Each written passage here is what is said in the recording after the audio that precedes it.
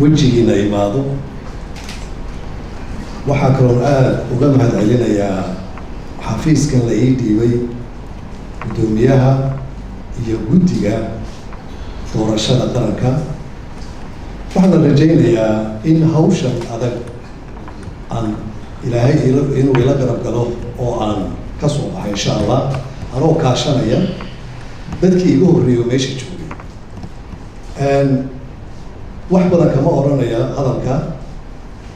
Soomaaliya dhibaato badan bay soo martay, burbur badan bay soo martay, waxaana adduunyadu ay ku xisaabtantaa in ay dad u kacaan oo bedela siyaasadda markaa jirta.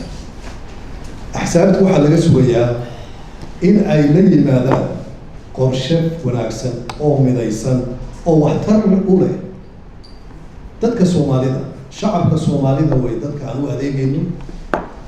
isbeddelka waxa doonaya iyo horu socodkana waxa weeye dadkaasi in la eego. maanta loogama sheekeyn, cid looga sheekeynayo male Soomaaliya heerka ay joogto.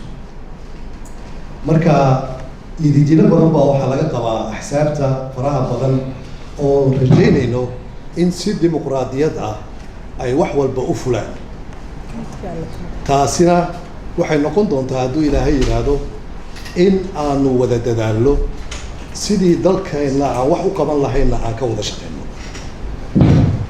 axsaabta faraha badan ee iminka tartanka ku jirta waanu isbaran doonaa.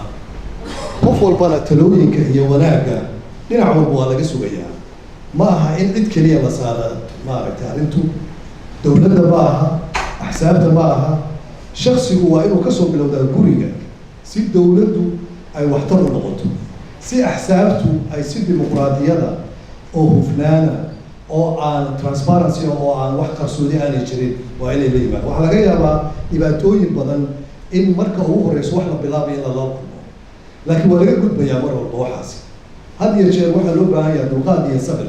waxaa laga yaabaa xafiis intaad tagto waxa aad doonaysa marka aad ka weydo ma aha inaad carooto, waa inaad sabirtaa, waa inaad caqli celin iyo nasteex iyo waa in lagu wada shaqeeyaa. sabir badan waa inuu jiraa.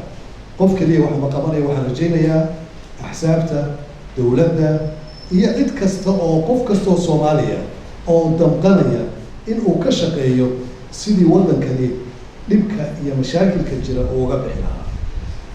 aad baan idiin soo dhaweynayaa.